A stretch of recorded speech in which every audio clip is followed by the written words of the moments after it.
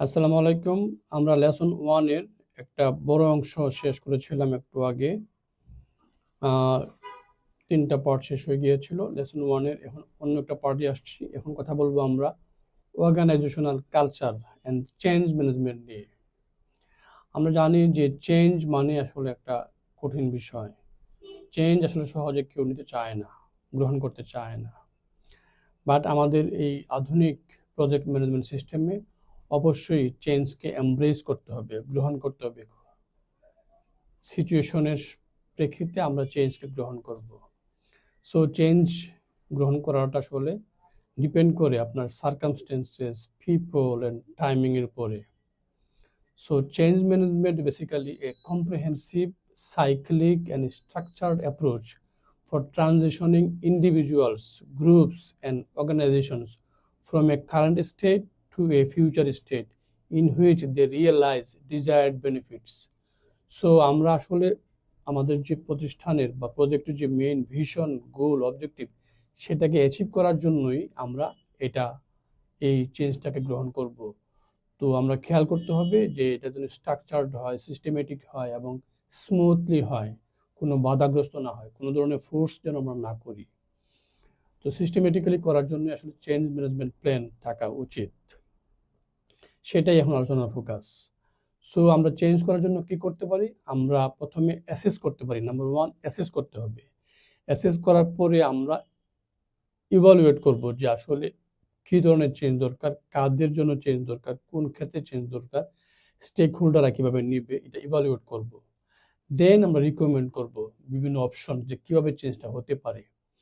তারপরে কন্টিনিউয়ালি আমরা মনিটর করব যে এই চেঞ্জের ফলে কী ধরনের ইম্প্যাক্ট পড়ছে বা রিপারকেশন হচ্ছে। তো এটা হলো মোট 4টা step: assess, evaluate, recommend and monitor.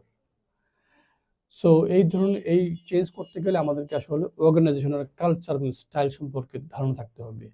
আমার জানতে হবে আমার বর্তমান লিডারশিপ স্কিল কীরকম, হায়ারার্কি কীভাবে চলে, এখানে অথরিটি কে কার কতটুকু, আমাদের ভিশন মিশন কি, শেয়ার্ড ভিশন আছে কিনা, বিলিফ আন্ডারস্ট্যান্ডিংয়ের মধ্যে মিল অমিল কি আছে, আমাদের যে টিম এর মধ্যে ডাইভার্সিটি, ইকুইটি, ইনক্লুশন প্র্যাকটিস আছে কিনা, থাকলে কতটুকু, রিস্ক টলারেন্স কতটুকু হবে, দেশের এবং প্রতিষ্ঠানের ভিতরে বাইরে রেগুলেশন, পলিসি, প্রসিডিউরের কি অবস্থা, নানান দিক ভেবে আসলে এই চেঞ্জ করতে হবে। আমরা যদি রিস্ক কালচার এবং চেঞ্জের মুদ্রা কথায় আসি, আসলে অনেকগুলি বিষয়ের উপরে আসলে এটা মানে ডিপেন্ড করে। যেমন ধরেন কোন দেশে হচ্ছে, কোন রিজিয়নে হচ্ছে, ইন্ডাস্ট্রি কোনটা, হ্যাঁ, কোন সেক্টরে হচ্ছে, লিডারশিপ কীরকম, ওখানে প্রজেক্ট টিমের ফরম্যাট বা টাইপ কীরকম, নানান বিষয়াদির উপর আসলে ডিপেন্ড করতেছে চেঞ্জ করতে পারবেন কি পারবেন না, বা চেঞ্জ করলে কিভাবে করতে হবে, কতটুকু করতে হবে। সো এই রিস্ক চেঞ্জের যে থ্রেশহোল্ডটা বা অ্যাপেটাইটটা, এটা আসলে একজন প্রজেক্ট ম্যানেজারকে খুবই সাবধানতার সঙ্গে ডিল করতে হবে। সো চেঞ্জ ম্যানেজমেন্ট ফ্রেমওয়ার্ক আছে অনেক ধরনের। আমরা একটা ফ্রেমওয়ার্ক এখানে আলোচনা করতে পারি। আপনারা স্লাইডে দেখতে পাচ্ছেন যে এখানে আছে আদকার। আদকার হচ্ছে ADKAR, মানে কি অ্যাওয়ারনেস। এতে হলো অ্যাওয়ারনেস। অ্যাওয়ারনেস কী জিনিস? যে আপনি প্রথমে চেঞ্জটা সম্পর্কে অ্যাওয়ার করবেন মানুষকে, প্রথমে অ্যাওয়ার করবেন, তারপরে ডিজায়ারটা দেখবেন, desire to support the change, stakeholder মধ্যে ডিজায়ার আছে কি না। তারপর দেখবেন নলেজ, কে, knowledge of how to change, এই যে চেঞ্জ করব বলছি এই বিষয়ে আমাদের সকলের টিমের নলেজ আছে কি না। তারপর ability to demonstrate new skills and behaviour, হ্যাঁ, এই যে চেঞ্জটা করব সেটা গ্রহণ করার জন্য আমাদের সেই ধরনের এবিলিটি, স্কিল আছে কিনা, না থাকলে ট্রেনিং দিতে হবে, অ্যাওয়ারনেস তৈরি করতে হবে।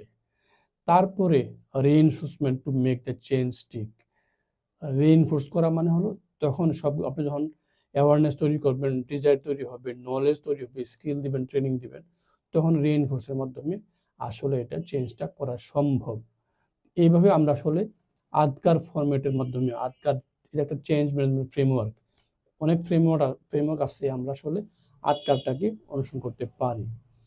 এরপরে আসি আমরা চেঞ্জের ক্ষেত্রে আমরা কিছু বিষয় খেয়াল করতে হবে। ডোজ অ্যান্ড ডোন্টস আছে, কোনটা করব কোনটা করব না।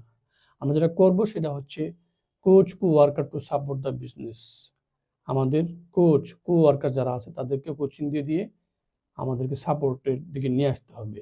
Enable an agile operating system, মানে পরিবর্তনশীল বা চেঞ্জ টাইপের, মানে অ্যাডাপটিভ একটা অ্যাটিটিউড টিমের মধ্যে নিয়ে আসতে হবে।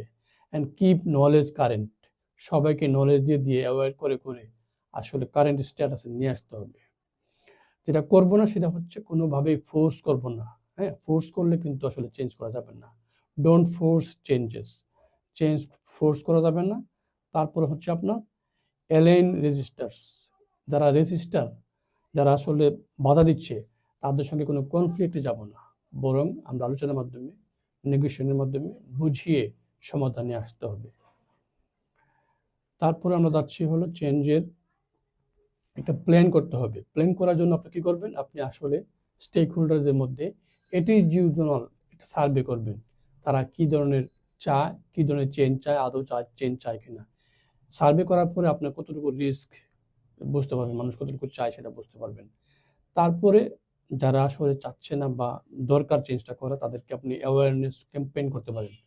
ক্যাম্পেইনের মাধ্যমে, প্রচারের মাধ্যমে, মানুষকে বোঝানোর মাধ্যমে আপনি তাদেরকে অ্যাওয়ারনেসের দিকে নিয়ে আসতে পারবেন।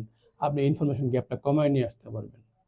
সো মোটা দাগে আমরা 4-5টা স্টেপ ফলো করলে হয়। প্রথমত আমরা দেখবো আমাদের মিশন, স্ট্র্যাটেজিক অবজেক্টিভের সঙ্গে এই চেঞ্জের কানেকশনটা কীভাবে করা যায়। দেন আমরা দেখবো কাস্টমার ইনসাইট, আমাদের যে টিম আছে, স্টেক হোল্ডার আছে, কাস্টমার গ্রুপ আছে, তাদের ইনসাইটটা কীভাবে অ্যাওয়ার করে করে বাড়ানো যায়। তারপরে আমরা ট্রান্সফরমেশন অপারেটিং সিস্টেম, আমরা আমাদের যে ক্রস ফাংশনাল টিম আছে তাদের মাধ্যমে এটাকে বাস্তবায়নে দেখে যেতে হবে।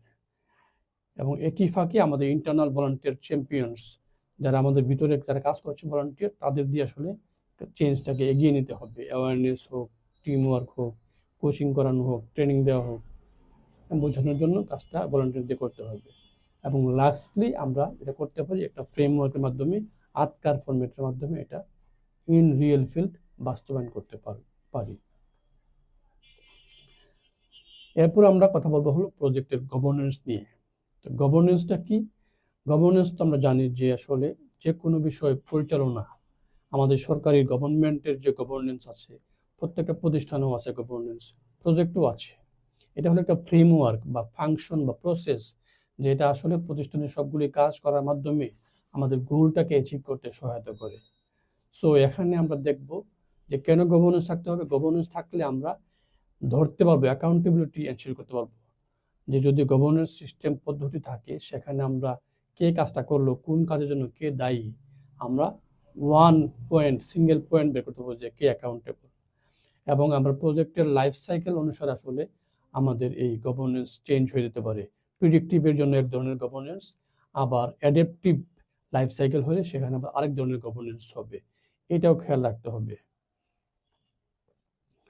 তারপরে আমরা যাচ্ছি হলো খেয়াল করতে হবে গভর্নেন্স যে করবো, what kind of governance and how much. কারণ হোয়াট কাইন্ড অফ বললে আসলে আমরা ওই যে প্রিডিক্টিভে যাবো নাকি অ্যাডাপটিভে যাবো, এটা মাথায় নিয়ে আগাতে হচ্ছে।